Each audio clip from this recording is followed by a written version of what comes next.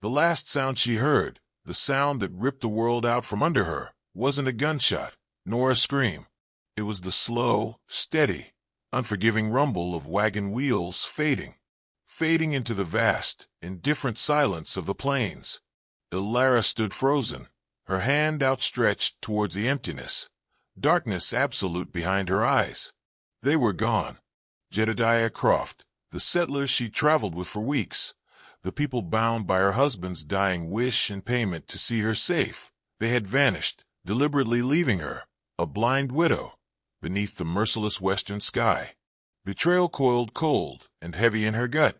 They thought her helplessness was an anchor dragging them down. They couldn't imagine the spark of resilience buried beneath grief, nor foresee the quiet stranger who would emerge from the wilderness, offering not pity, but a path carved by a gentle, knowing hand through the very heart of the darkness. Life before the endless dark had been painted in the warm colors of love and shared dreams. Elara and her husband Thomas had envisioned a small patch of land out west, a future built with their own hands, far from the crowded eastern cities. But a swift, brutal fever had swept through their lives like wildfire, stealing Thomas and then, cruelly, stealing Elara's sight in the aftermath. Grief and blackness became her world. Yet Thomas's final wish, his insistence she pursue their western dream, remained a fragile ember. He'd entrusted her, along with a significant sum, to Jedediah Croft, the wagon master, securing a solemn promise of care on the arduous journey. "He'll see you safe, Elara," Thomas had whispered, his faith unwavering even as his life faded. So she joined the train, a solitary figure in mourning clothes, navigating the chaotic world of the trail by sound, smell, and the cautious tap of her walking stick. The creak of leather, the lowing oxen, the scent of dust and campfire smoke, these became her landmarks. Initially, Martha Croft, the wagon master's wife, was her anchor, her gentle voice painting descriptions, guiding her steps, offering quiet comfort. Other settlers, too, offered hesitant kindnesses in the early days. But the trail was a harsh teacher, stripping away pleasantries under the relentless sun and dwindling supplies. Patience wore thin. Elara learned to minimize her needs, to fade into the background, her hearing sharpening, her sense of touch becoming her eyes. Jedediah Croft remained a gruff, distant presence, his voice clipped, his focus solely on mileage and efficiency. Even without seeing his face, Elara could feel the cold calculation in him, the way he seemed to weigh every soul against the unforgiving demands of the journey. A subtle tension simmered beneath the daily toil, a feeling that the thin veneer of civilization was cracking under the strain. The illusion of community fractured completely at a rocky creek crossing. Guided by an impatient boy, Elara's foot slipped on slick stone, sending her tumbling into the cold water. The brief chaos, shouts, halting wagons, men pulling her shivering form from the creek, was followed by a heavy, judgmental silence.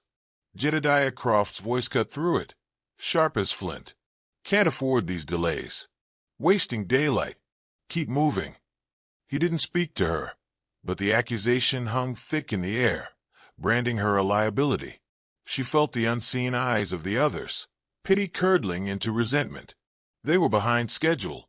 Resources were tight. Her blindness was no longer just a misfortune.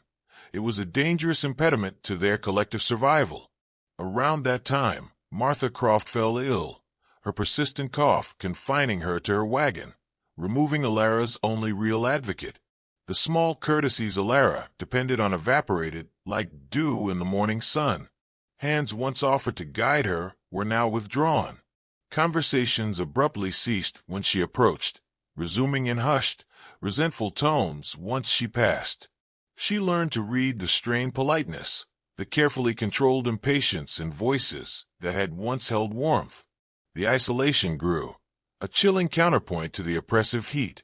She felt like an island, adrift in a sea of subtle hostility. She overheard Croft near the fire one evening, his voice low but carrying, arguing with another man, Henderson. "Dragging us all down, plain fact, Henderson." Another mouth, slowing the pace when winter's breathing down our necks.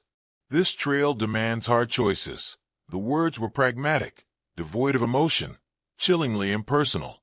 A deep cold settled in Elara's bones. Croft didn't see a widow entrusted to his care. He saw a problem on his manifest, a burden threatening the entire enterprise. The promise made to Thomas felt like a cruel joke. Doubt solidified into terrifying certainty. Croft wasn't just impatient. He was capable of ruthlessness masked as necessity. The vast, beautiful land suddenly felt menacing, waiting for Croft to make his hard choice. The question wasn't if, but how and when the final, devastating blow would fall. The days following that overheard conversation were thick with unspoken dread. Elara strained her senses constantly, listening for clues, for the shift in tone that might signal the end. The young man, Billy, who brought her rations, now seemed terrified to meet her unseeing gaze, his hands trembling slightly as he delivered portions that felt undeniably smaller. Was she imagining it? Or was Croft deliberately weakening her, preparing her for the inevitable?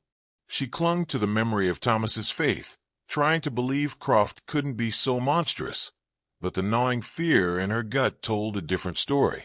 She tried to make herself useful, spending hours mending clothes and canvas by feel alone, her fingers tracing seams and executing neat stitches in the darkness. She listened intently during dwindling campfire gatherings, trying to remain connected, to remind them she was human. But the wall of isolation felt impenetrable. She felt their weariness, their resentment, like a physical weight. Then came the afternoon beside the sun-baked arroyo. The wagons halted under the brutal sun. Croft announced a brief rest. Water the teams. Check your gear. Better water ahead. Need to reach it by nightfall. The air felt heavy, charged. Billy guided her down, his nervousness palpable. He pressed her canteen into her hand. It felt worryingly light. A small cloth bundle landed softly beside her on the ground. "Wagon master says, rest up here a bit, ma'am." Billy stammered, avoiding her face. "We're just scouting that ridge. Check the way forward. Won't be long." He practically fled, his footsteps crunching rapidly away. Elara stood motionless, the lukewarm canteen a cold weight in her hand, the meager food bundle a symbol of their final, callous calculation. She focused her entire being on listening. The usual camp sounds were muted, hurried. Then the sound she'd been dreading, the groan of multiple axles turning, the sharp crack of whips, gruff shouts urging the oxen forward. Not one wagon scouting all of them. Moving. Leaving. Wait. The cry tore from her raw throat, thin against the immensity. "You're leaving me? Wait." Silence. A profound, crushing silence answered her plea. The receding rumble of the wagons grew fainter, then vanished completely, swallowed by the vast, empty quiet. Alone. The truth hit her with physical force, stealing her breath, buckling her knees. Abandoned. Left to die. Tears streamed, hot and futile, tracing paths through the dust on her cheeks. It wasn't just the terror of the wilderness, the impossible odds of surviving blind and alone. It was the calculated cruelty, the ice-cold betrayal by Croft, the silent agreement of everyone who simply drove away. She sank to the harsh ground, the sun beating down like a hammer, the silence pressing in, suffocating her. Thomas's dream dissolved into bitter dust. All that remained was the stark horror of this moment. Blind, alone, forsaken. The wind whispered through the dry grass, a mocking echo of the departed wagons, a final note of betrayal on the empty air. How long could breath last in such desolation? Days blurred under the relentless sun. Elara rationed her water, tiny sip by tiny sip, her throat raw, her lips cracked. The hardtack and dried meat dwindled with terrifying speed. She huddled in the shifting, inadequate shade of thorny bushes, the heat radiating from the earth, searing her skin. Insects buzzed incessantly. Disorientation was a constant threat. Direction dissolved in her darkness. Moving felt perilous. A stumble, a fall, could mean a slow death. Fear, hunger, and thirst wrestled within her. Sleep was fleeting, feverish, haunted by phantom wagons and Croft's harsh voice. Hope withered like desert grass. This desolate place felt like her grave. On the third day, despair a heavy cloak around her, a new sound penetrated the haze of heat and silence. Faint, then clearer. Rhythmic. Footsteps. Soft, deliberate, cautious. Not an animal. Her heart hammered. Had the train returned? Or was this a new danger? She froze, clutching her walking stick, straining to hear. The footsteps stopped nearby. Silence stretched. Then a voice, low, measured, speaking words she didn't understand, guttural yet strangely musical. Navajo. Apache. Terror warred with a desperate flicker of hope. Hello. Her voice was a dry rasp. Is someone there? Please. I need help. More silence. She felt unseen eyes studying her. Then the footsteps resumed, closer, careful. The scent of wood smoke, worn leather, crushed sage reached her. A male presence, intensely observant. He spoke again, in halting, accented English. You are alone. Yes, she whispered. They left me. The wagon train abandoned me. The shame felt raw. A pause. She braced for rejection, suspicion, violence. Why? The single word demanded truth. I am blind, she explained, the words like ash. The wagon master, Mr. Croft, saw me as a burden, slowing them. He said he had to make hard choices. A soft intake of breath. Then the rustle of leather. A water skin, blessedly heavy, was pressed into her trembling hand. Drink, the stranger said, his voice softening fractionally. Cool, clean water. Life. She drank slowly, gratefully. Tears mingled with the life-saving liquid. When she lowered the skin, he spoke again. My name is Kos. No more explanation. They went that way. He must have indicated west, towards broken mesas. Bad country. Rough. Water scarce there now. He seemed to consider her. Elara waited, her fate hanging by a thread. Then Kos sat near her, not too close, but ending her utter isolation. He began to speak, his English slow but improving, telling her not of rescue plans, but of himself, of his own solitude. Years ago, watching children near camp, a sudden storm, a dry wash turned torrent, a little girl swept away while his attention was diverted.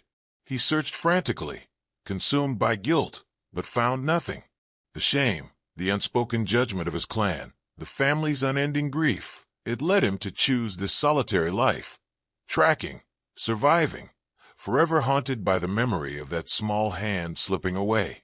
Listening to his quiet, painful confession, Elara felt a wave of understanding. His caution wasn't just suspicion. It was the guardedness of a man carrying deep sorrow, and she sensed a purpose forming in him as he surely observed her vulnerability. Helping her wasn't just charity. It was perhaps a chance to confront his own past failure, to offer the steadfast protection he hadn't given before, a way to restore a piece of his own broken balance. The ones who left you, Kos said, his voice hardening slightly, likely looking towards the faint trail. They chose poorly. This land it does not forgive carelessness or cruelty. He rose smoothly. Come. Shelter nearby. Small cave. Water there. He held out his hand. Hesitantly, Elara reached out. His hand was firm, calloused, steady.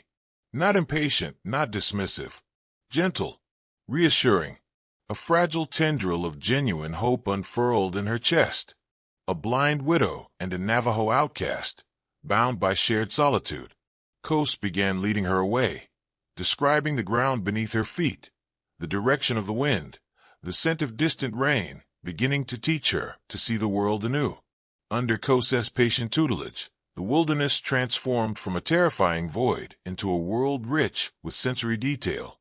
He taught her the language of touch, the smooth coolness of water-worn stones, the rough bark of juniper offering shelter, the distinct textures of edible roots versus poisonous leaves. He guided her hands over plants, teaching her to recognize healing herbs by feel and scent. Yarrow for wounds, willow bark for pain. He showed her how to feel the subtle shift in ground density that indicated a game trail, or the slight depression marking a potential water seep. Her feet learned to read the terrain through the vibrations transmitted up her walking stick, sensing loose scree or solid rock before stepping. Her hearing became a map. Coast taught her to pinpoint the chatter of pinyon jays indicating nut-bearing trees, the alarmed cry of a quail warning of nearby movement. The way sound echoed differently off open plains versus canyon walls, allowing her to gauge distance and obstacles. He'd have her sit silently, then describe the layers of sound: the hum of bees near unseen flowers, the distant rumble of thunder signaling a coming storm, the specific cadence of hoofbeats telling him if it was deer or antelope passing nearby. He spoke often of Hazo, living in balance, respecting the land's power. His own past failure, he explained quietly, was a break in that harmony, a lapse he strove daily to mend through mindful living. Teaching Elara felt like part of that mending. He fashioned her tools, a perfectly balanced walking stick, sensitive to every nuance of the ground, small leather pouches identified by texture. He guided her hands, again and again, showing her how to coax fire from wood using a hand drill, a spark of warmth against the cold desert nights. Each small success, finding water by following the sound of frogs, identifying edible berries by their shape and texture, navigating a rocky slope without his direct touch, built a quiet, powerful confidence. She was still blind, but no longer helpless.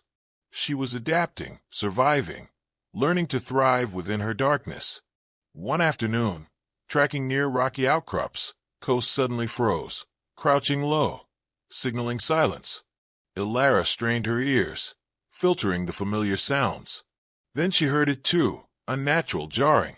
Splintered wood, the distressed bellow of an ox. They moved cautiously, Coast describing the scene below: a shattered, overturned wagon, contents strewn about, a dead ox, bristling with arrows, tracks of shod horses, raiders, and fainter, showing panic and haste, the tracks of the main wagon train leading westward, clearly having fled without investigating or helping. Apaches? Comanche? Elara whispered. Raiders, Coast murmured, reading the dust. Hit the stragglers.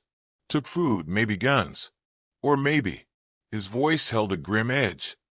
Maybe this wagon was cut loose, slowing them down. He pointed to the main trail heading west, towards jagged blue mesas shimmering ominously. Lost. Croft pushes too hard, knows too little. He avoids known water now, afraid maybe, or just try to make time. He leads them into the maze canyons. Bad place. Cliffs trick the sound. Springs run poison. There was no satisfaction in his voice, only quiet certainty.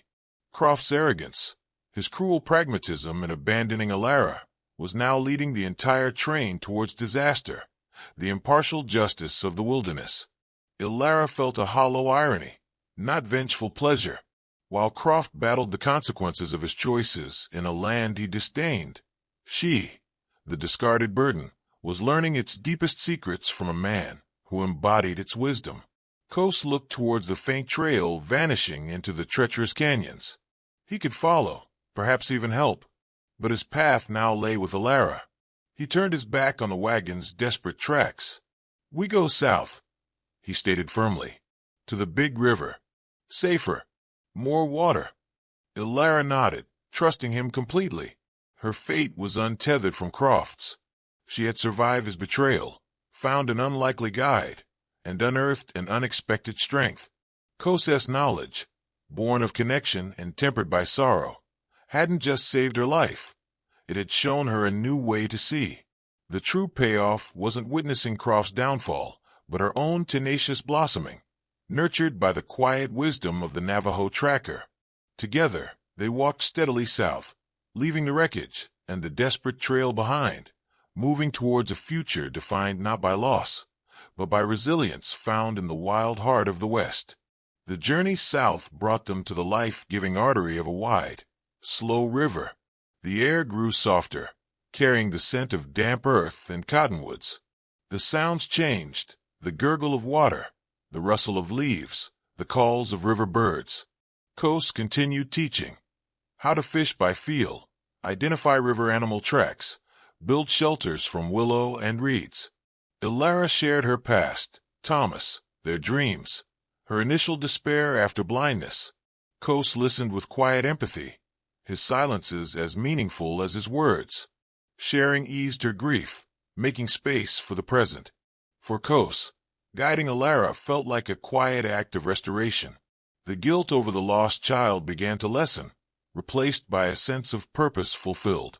Protecting Elara, seeing her resilience grow, was a balm, a subtle return to Hazo. He hadn't sought redemption, but found a measure of peace in offering kindness and knowledge. As they neared the meeting point, a known river crossing, Kos grew quieter. His task was nearly done. He had led her back to the edge of her world. "From here," he said one evening by the fire. "Traders come.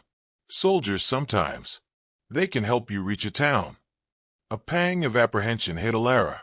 Leaving Kos felt like stepping back into a different darkness.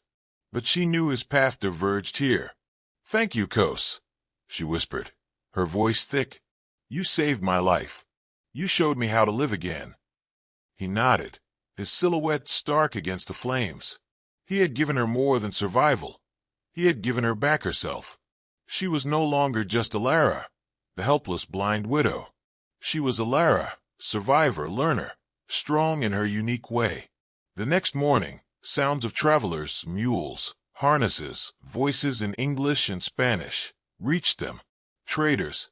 Kos spoke briefly with their leader, explaining Elara needed passage, omitting the shame of her abandonment.